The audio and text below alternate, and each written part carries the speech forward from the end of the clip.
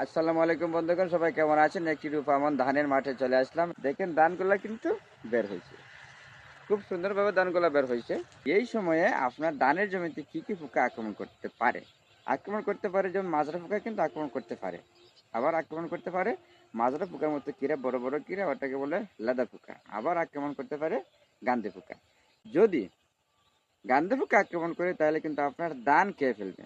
গান্ধী পোকার আক্রমণের লক্ষণ হচ্ছে আপনার ধান বের হওয়ার পরে আপনার ধানের মধ্যে দেখবেন যে ছোট ছোট ছিদ্র আছে।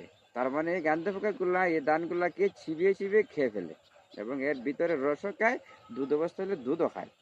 গান্ধী পোকার আক্রমণ প্রতিহত করার জন্য গন্ধযুক্ত কীটনাশক ব্যবহার করতে হবে। সেমকাপ বাজারে পাওয়া যায়, এটা ব্যবহার করতে পারেন। ফিলবার্ট ব্যবহার করতে পারেন।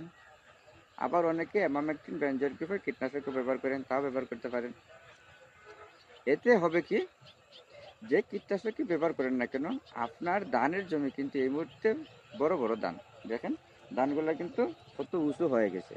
যার কারণে বলছি প্রতি 1 বিঘা জমিতে 33 শতক জমিতে কমপক্ষে 4 মেশিন কীটনাশক স্প্রে করতে হবে। ধন্যবাদ সবাইকে, ভালো